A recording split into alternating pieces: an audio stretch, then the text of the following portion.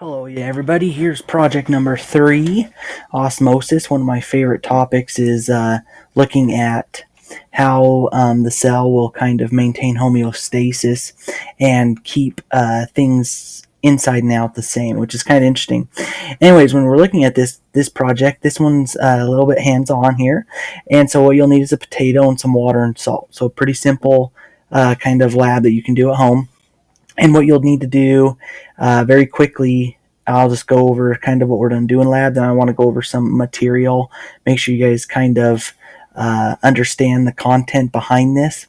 And then if you guys have any questions, don't hesitate to let me know. But here are the material you'll need, and some of the stuff you can do without, like a potato peeler and stuff. I've actually done this lab. As long as you just have a knife or something to peel that, it's fine. Anyways, what you'll do is you'll just need a potato, and you can do whatever size you want. It doesn't need to be big because you'll slice this thing up, and then all this other stuff. Now there are some pre-lab stuff that you'll want to think about. But what you're going to do is you're going to have a couple. Let me go back to that data sheet here. You're going to have some different things set up as you go through here. So here's the pre-lab questions. 3 different solutions. What impact will it have on the cell? Will it make it shrink, stay the same, or swell up and get bigger? And then when you're doing this lab, I guess the instructions aren't there. I thought they were. Okay. What you're going to do is do this. So label one of the bowls plain water and the other one salt water. So you'll have 2 bowls set up. You're going to put some potato in one in plain water and in salt water. As you're doing that, think about, and it says up here right at hypothesis, what do you think is going to happen to this? What impact will the plain water have on the potato? What impact will the salt water have?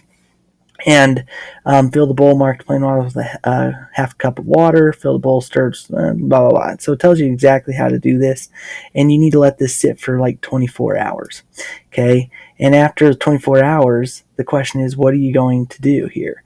Now, if we really wanted to get some good data, if you guys have a small, scale, like in your kitchen, you could weigh these things before and after and see if they gain weight or lose weight. But another thing you could probably do is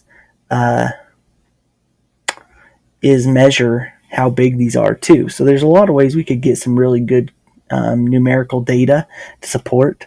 I think what this lab has you do is just kind of observe those results, observe the results, record those observations. So you're not really making data-wise measurements and stuff like that, which is unfortunate, and I would recommend you doing that if you have that material, but I can't force it upon you if you don't have that stuff. But like a tape measure, you could measure the diameter, or not the diameter, but like the distance if you cut them into a square, see if it gains size in any way such as that, or loses size such as that. Weight's another good one. Okay.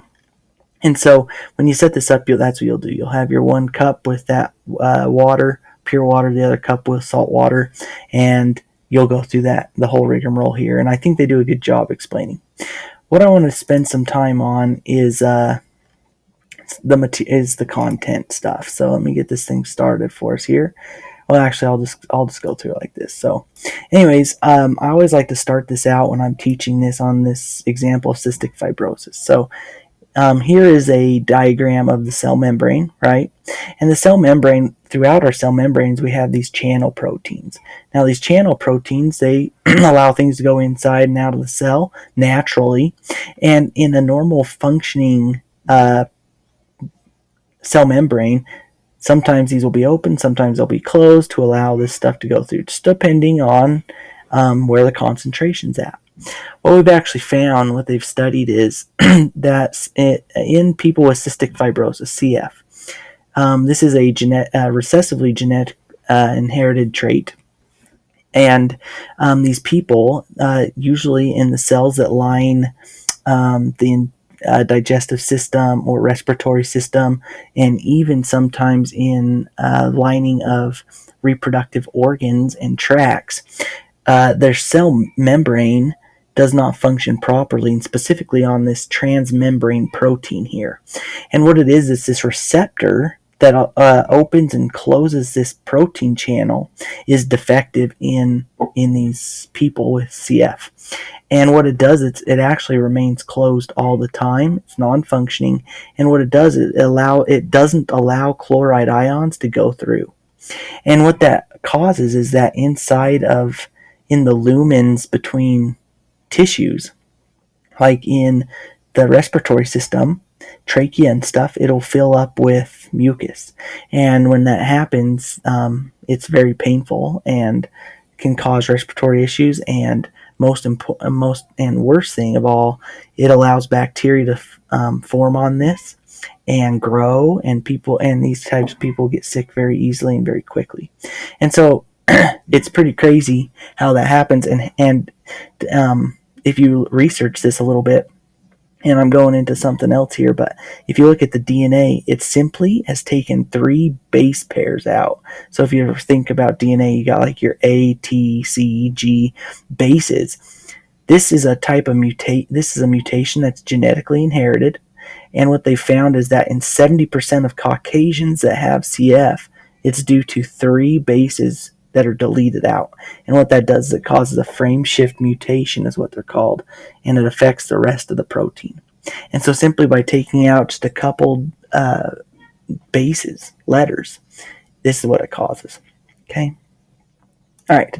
So normally our cell membrane has a lot of stuff going on. Our cell membranes are semi-permeable, meaning that they can be in touch with water, and they have also hydrophobic regions there.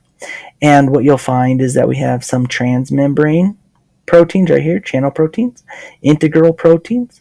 We have proteins that are on each end but do not pass through the entirety of the cell membrane, the lipid bilayer. We also have cholesterol and carbohydrates that act as sometimes receptors for the cell. And so kind of interesting there. When we're looking at types of membrane transport, there's 2 types. So we have passive transport. Passive transport is and diffusion and osmosis are a type of this.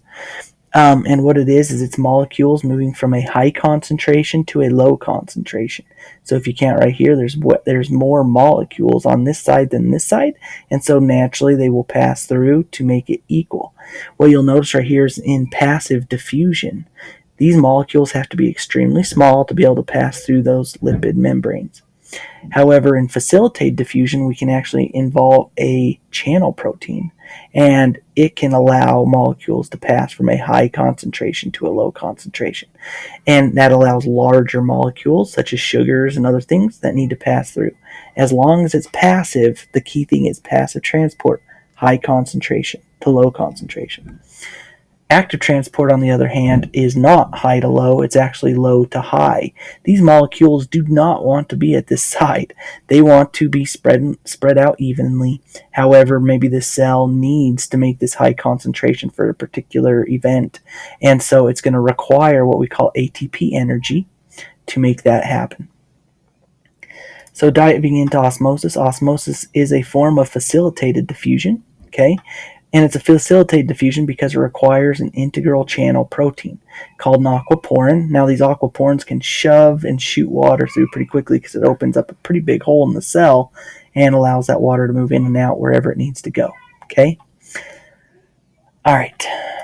Now, here's the key part to help you with this lab.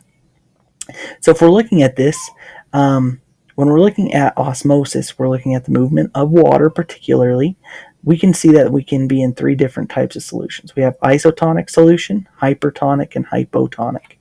Isotonic solution is when the concentration inside and out are the same. That does not mean that we won't have water moving in and out. We will have water moving in and out always. But we call that it's at equilibrium. It's at equilibrium, meaning that the concentrations are the same.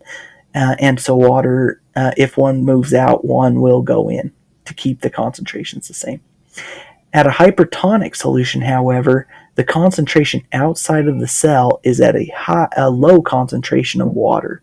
And when that happens, water from the cell feels like it needs to go out to make that concentration the same. So it's like putting a cell out onto the countertop. there's more water inside of the cell than there is out in the air, and so obviously water is going to move out. Okay, and then this one right here is a hypotonic solution. This would be the opposite of this. Water wants to go into the cell. This would be like putting this cell into pure water. Okay, and I gave that away for the lab. Okay, anyways, so there's where I want to stop with that, and then just dive into this one more time. So right here, make your hypothesis of what you think will happen to the cell in an isotonic, hypotonic, and hypertonic. And then as you set up this experiment, that's what you're going to do. Okay, so you will place potato in those different solutions and determine the possibility of what's going to happen in those two containers. You will observe it, and it says identify the original dimensions. So I didn't realize, but it does want you to measure that. So get a ruler or something and measure those dimensions. When you're cutting that potato, I would cut it into squares or cubes, and then just make sure you cut those into a perfect size so that you can identify and keep track of those potato slices. Okay? All right. I think that's everything, you guys. If you have any questions or if I missed something in this little help video, please don't hesitate to let me know. Talk to you later.